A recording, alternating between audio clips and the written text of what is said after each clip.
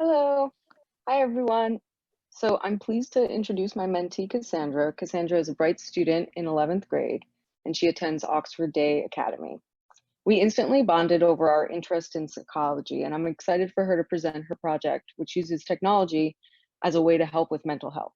Cassie built and programmed a device that uses physiological sensors and LED lights. I'm so impressed by Cassie's ability to take on such a complex and multifaceted project.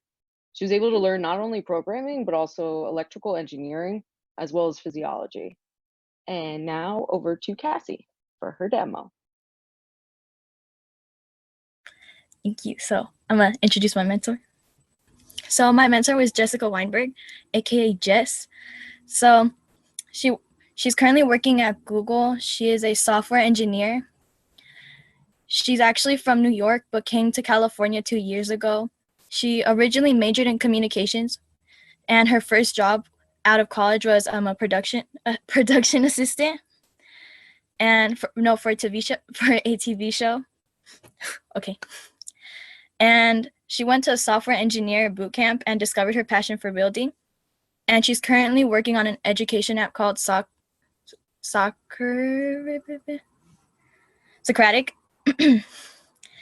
She likes playing tennis, and we both like to draw, run, and travel. And I learned a lot from her. She's very outgoing, creative, and determined. Hopefully, yeah, okay. So my project. So the name my project has is Happy Heart.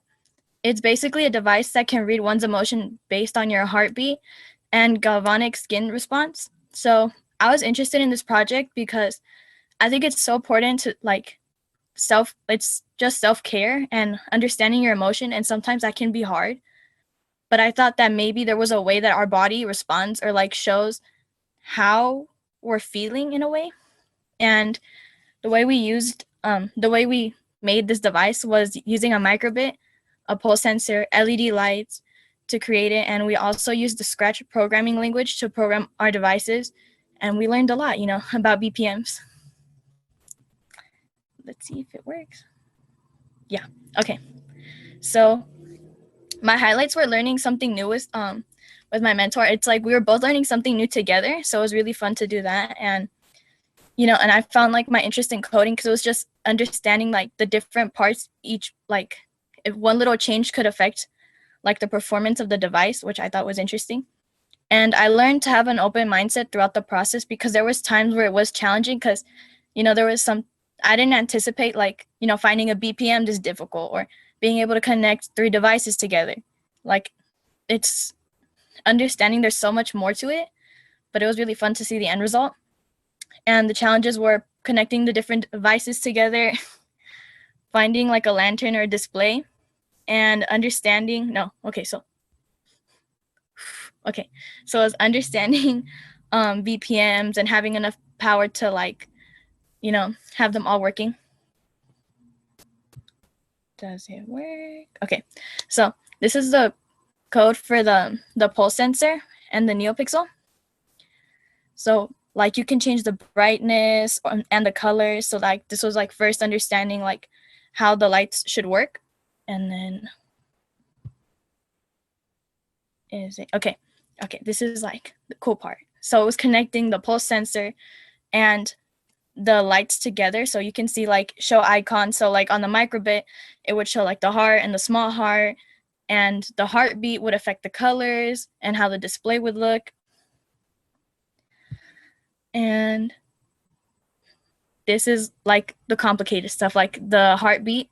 So it was really complicated, so we had to look for examples that other people did on BPMs, and we took those examples and implemented in our code. So it's pretty cool, all that complicated stuff. Okay, so I'm gonna talk about the different parts we used. So the little square thing with the heart is a microbit, and right here, or the longer part, is the extender. So the microbit is kind of like a tiny computer, and you kind of connect it to the computer, and then you add basically what you want the device to do. And the extender board just helps provide more outlets to connect the microbit with different things. So it's the lights and the galvanic skin response and the pulse sensor. let's see. Okay, so this was the pulse sensor and this is the galvanic skin sensor. So for the basically for the pulse sensor, it would just like light up green, and that's how you knew it was working. And then you connect it to the computer, and from like the programming, you can see how like the device, like your heartbeat and the monitor, complicated stuff right there. And then although we weren't able to connect the galvanic skin sensor, it's still a part of our project, and we're in like the future hoping to implement that too.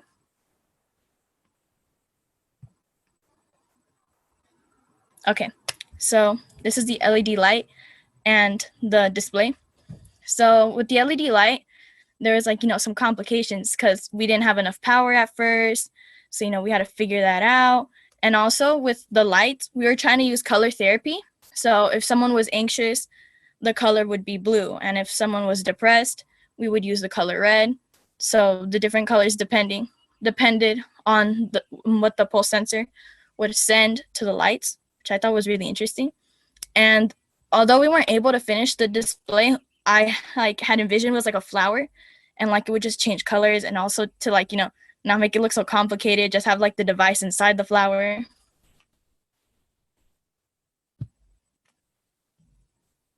Okay, this is like the video.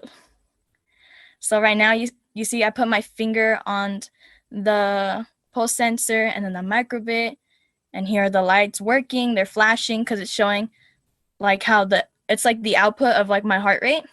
And then I'm still putting my finger on it.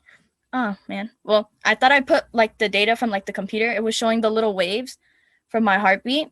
And yeah, it's just interesting to see how all those things play together. So it was just how taking these like different things apart and then combining it to like really understand like emotions, and just understanding that like, the things that we physically go through can also show like what's going on in our head. Oh, wait, is it working?